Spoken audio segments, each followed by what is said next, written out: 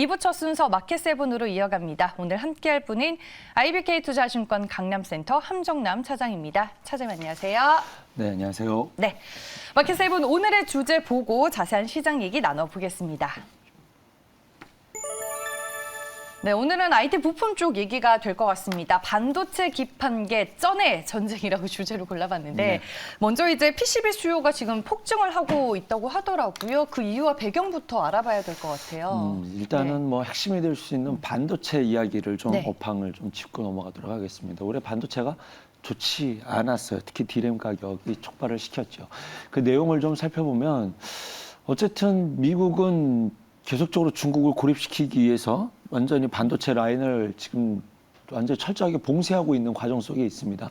비단 반도체뿐만의 이야기는 아니겠지만 주말에도 또 바이든 대통령이 한마디 했죠. 중국에서 반도체 생산을 아예 못하게 하겠다. 이것이 지금 계속적으로 이야기가 되고 있으니 중국에서는 어쨌든 완제품을 만들어서 생산하는 제조업 기반의 국가이지 않습니까? 그래서 반도체를 올해 거의 흡수하다시피 빨아들였고 이런 중간 소자들을 완전히 흡수하는 과정 속에서 이제 뭐 HMM 주가도 거기에 올라갔었던 그런 결과물이 만들어졌었는데 이 세트 업체들이 재고를 너무 많이 쌓아둔 거예요. 그래서 재고를 살펴보면 세트 업체 재고들은 굉장히 많은 상태였고 이쪽을 바라보면 반도체는 부담이다라는 거였고 공장 측 생산자 측의 재고를 보면 한 달치밖에 남아있지 않았어요. 왜냐 다 사가 버렸으니까.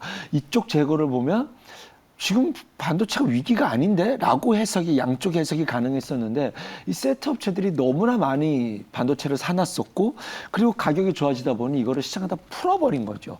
그래서 이쪽에 대해서 좀 물량이 쏟아져 나오면서 이제 좀 이쪽 부분에 대해서 업황의 노이즈가 만들어졌었던 과정 속에 있었다. 거기에 인텔도 DDR5 서버 출시를 이제 내년으로 밀어버린 과정 속에서 반도체 특히 D램 가격이 좀 주춤했고 피크아웃 논란이 계속 있으면서 시장이 좀 불편한 상황이었다라고 생각이 됩니다. 그러면은 지금 시점에서는 어떠냐?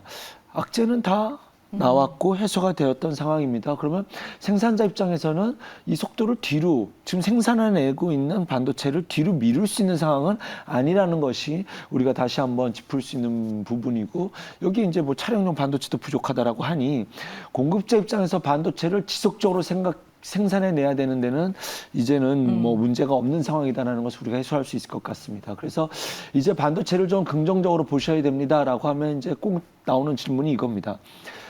올해 코로나 때문에 재택근무가 굉장히 많았었잖아요. 네. 그래서 여기에 촉발돼서 PC와 이제 태블릿 PC 이것에 대한 어떤 수요가 한번 확 있었습니다. 그래서 이 부분이 또 가전 부분도 있었고요. 그래서 이것 때문에 한번 살 사람은 산 것이 아니냐. 그래서 수요단에서 노이즈가 생기는 것이 아니냐라는 이야기가 나오고 있는데 그 부분은 저도 공감합니다. 그래서 내년에 PC 수요가 뭐 드라마틱하게 늘어난다 이럴 것 같지는 않아요.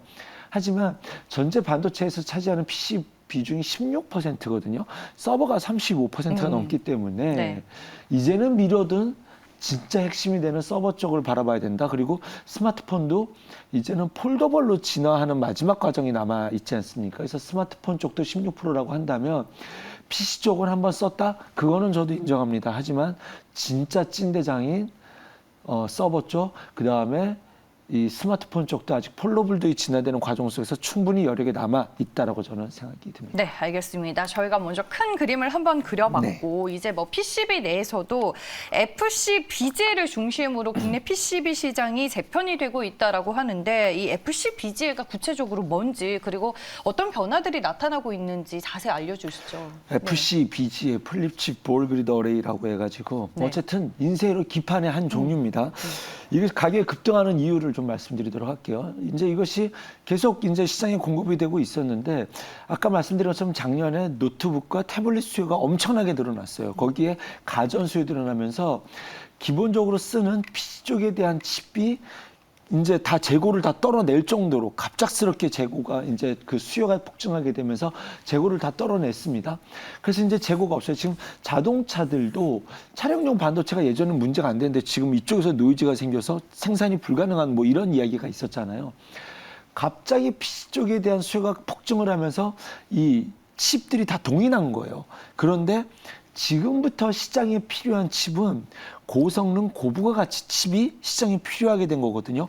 그래서 이쪽에 대한 수요가 급진적으로 늘어나면서 가격이 올라갔는데 가격이 올라도 지금 구할 수가 없습니다. 그래서 너도 나도 시장에서 투자를 해서 증서를 지금 준비해 나가고 또는 준비한 것들이 시장에서 과실을 얻어가고 있는 과정 속에 있다라고 보시면 될 것 같습니다. 그러니까 즉 수요가 갑작스레 생겨서 다 썼다. 그런데 지금 진짜 필요한 것들이 이쪽이다. 그래서 스마트폰 쪽보다는 PC 쪽이 더 고부가 가치고 더 마진이 좋고 이쪽보다는 서버 쪽이 더 좋은데 이쪽에 대한 CPU와 GPU의 핵심을 갖고 있는 것이 바로 이 FC BGA라고 보시면 될 것 같습니다. 여기는 기술 진입 장벽이 높아요, 그러면 이쪽은? 아무래도 높다라고 뭐 봐야겠죠. 그리고 실제로 지금은 생판 모르는 업체들이 신규적으로 투자하기는 쉽지는 않은 영역이다. 그래서 밸류체인을 갖고 있어야 되기 때문에 이제는 기존의 기업들이 여기 확장되는 것이 맞다라고 좀 보셔야 될 것 같고요. 그다음에 이제 최근에 이제 가격 문제는 이런 부분에서 일어나고 있다는 점, 거기에 제가 내년에 시장의 키워드는 자율주행, 인공지능 이런 쪽으로 보고 있잖아요. 네. 이쪽이 키워드를 다 갖고 있는 것이 바로 이 FCBGA이지 않나라는 생각을 가져봅니다.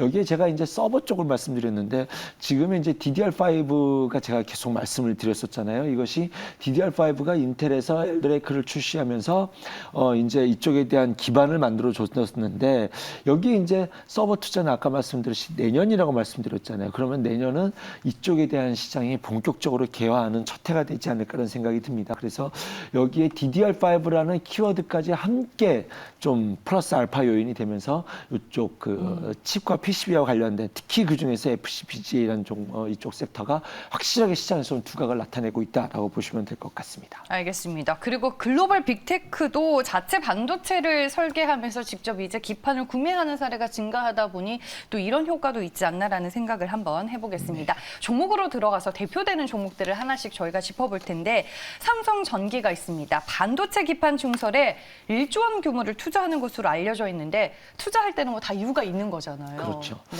삼성전기는 이미 지금 인텔에다가 FCBGA를 납품하고 있었어요. 그런데 네. 이 시장의 주도권은 일본의 이비덴과 그다음에 저희 신코덴키가 장악을 하고 있거든요. 그런데 이제 이 시장을 거기에 뺏기기 싫다라는 의지를 보여주고 있는 거죠. 실제로 삼성전기는 인쇄로 교판 PCB 사업 철수한다는 얘기가 있었거든요. 맞아요. 그거는 요거랑 다른 겁니다. 아까 말씀드렸듯이 돈 안 되는 좀 저부가 가치에 있었던 스마트폰 쪽은 철수를 하고 통신칩은 철수를 하고 진짜로 돈이 되는 자율주행이라든가 이쪽에 돈이 되는 FCBGA 쪽으로는 증설을 하겠다. 1.1조 정도 투자를 발표를 했고요. 해외 글로벌 기업과 합작 라인에 이제 그 부분이 이제 포함이 되어 있다라고 좀 보시면 될 것 같습니다. 그러면 주가가 좀 너무 바닥에 있지 않습니까? 삼성전기는 네. 참 조금 안타까운 종목 중에 하나입니다. 삼성전자의 그늘에 눌려서 좀 주가가 실적 대비로 보나 앞으로 성장성으로 보나 했었을 때 많이 좀 억눌려 있었는데 지난주 금요일에 조금 의미 있는 반등을 줘서 조금 다행이고 이제는 좀 그동안에 있었던 좀 그늘을 벗어날 수 있는 그런 업황의 상황과 그다음에 그런 뉴스의 키워드를 갖고 있는 그런 상황이 되지 않았나 생각해 봅니다. 그러면 삼성전기는 좀 우리가 묵직하게 들고 가도 괜찮은 종목이에요? 들고 가야 되는 가야 됩니다. 제가 네. 삼성전기, LG이노텍은 좀 꾸준히 갖고 가자라고 좀 말씀을 드렸던 두 종목이었는데 참 하나 올라가도 이 하나가 아프면 계속 아픈 것만 기억에 남습니다. 저는 그래요. LG이노텍은 지금 잘 가고 맞아요. 있잖아요. 네. 삼성전기도 이제는 키맞추기라는 단어를 써더라도 이제는 시장의 핵심 키워드가 저는 키맞추기라는 단어가 좀 화두가 될 것 같거든요.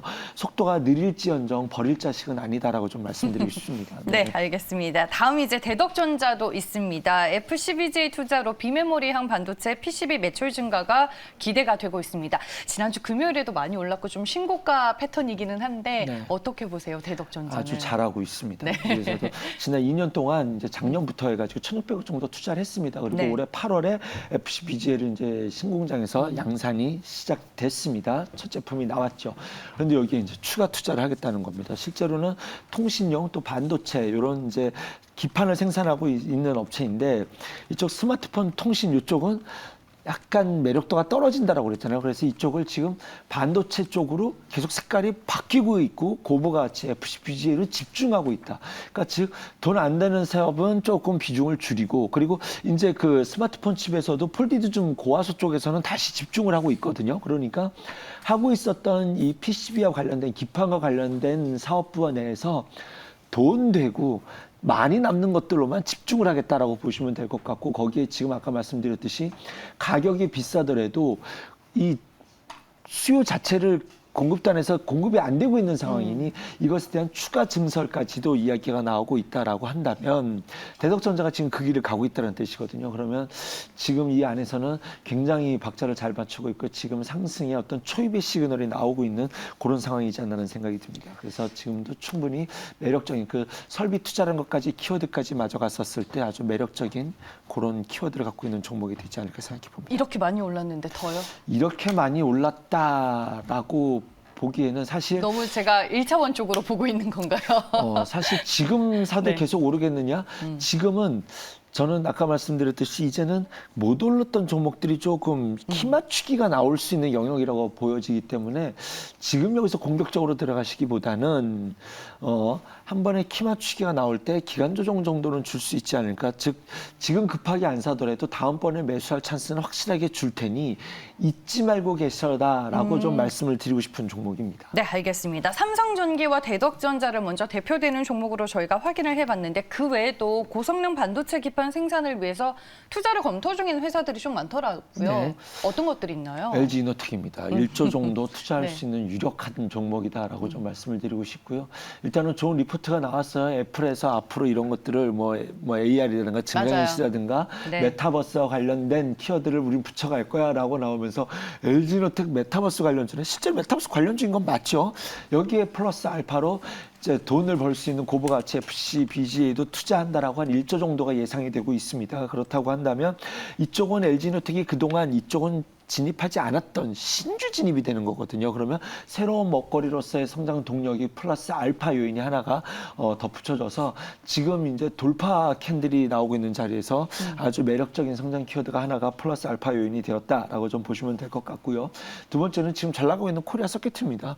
이제 시장에서 나오는 이야기는 브로드콤으로 추측을 하고 있는데 거기서 이제 한 1,600억 정도 규모의 이거 수주를 받았는데 요것을 납품을 하려면 자금이 필요하다. 2,000억 정도 돈이 필요하다. 그런데 요것이 아마 설비 투자에 대한 투자를 지원을 받게 되지 않겠느냐라는 이야기가 돌면서 코리아 서킷은 여기까지 좀 달려오지 않았나라고 좀 해석이 될 수 있을 것 같습니다. 그러면은 여기가 끝은 아닌 것 같지만 아까 말씀드렸듯이 오늘은 좀 키 맞추기 형국이 좀 나올 것 같습니다. 그러면은 글쎄요, 좀 매수의 타이밍을 좀 기다려 볼 수 있을 만한 그런 상황이 되지 않았나는 생각이 드네요. 네. 알겠습니다. 앞으로 이제 시장의 키워드는 키 맞추기가 될 것 같다라고 네. 얘기를 해주셨으니까 반도체 기판 관련주 내에서 대표적인 탑픽으로 꼽는 종목, 차장님만의 종목은 뭐가 있을까요? 그러면 일단은 뭐 네. DDR5 계속 말씀드렸잖아요. 심텍, 코리안 서킷, 대덕전자는 다 좋습니다. 그래서 네. 나만의 매수 타이밍을 좀 잡아보셔라라고 좀 말씀을 드리고 싶고요. 네. 픽보다는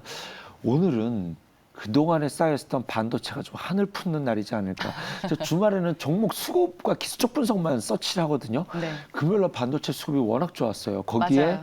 기다렸었던 마이크론이 주가 상승이 금요일날 좋았잖아요. 3%로 끝났죠. 네, 거기에 이재용 부회장이 출격하셨잖아요. 미국 갔죠. 네, 미국 가셨습니다. 이것이 이제 빈메모리 공장 20조 투자 어디다 할 거냐라는 얘기가 이제 결정지러 갖는 거잖아요. 그동안 증설한다, 투자한다 했다가 지쳐 있었다가 이제는 투자하는 거잖아요. 그러면은 오늘은 반도체 소부장이 다 좋을 수 있는 날이다. 여기에서 나의 피킹 포인트를 좀 가져가셔야 되지 않을까라는 생각을 가져봅니다. 네. 뭐 종목들은 제가 좀 뭐 어떤 종목이 특별히 좋다라기보다는 일제히 좀 관심을 받을 수 있는 날이니 이쪽에 대한 준비를 아침에 장 개시 전에 좀 마음의 준비를 하셔야 되지 않을까라는 생각을 해봅니다. 알겠습니다. 그동안 들고 계신 분들 언제쯤 내 차례가 오나라고 모두 네. 손꼽아 기다렸을 텐데 이재용 부회장이 결자 해지를 하는 타이밍이기 네. 때문에 기대감을 가져볼 만한 시점이다라고 마지막으로 마무리를 해주셨습니다. 마켓세븐 오늘은 여기까지고요. IBK 투자증권 강남센터 함정남 차장과 함께했습니다. 고맙습니다. 감사합니다.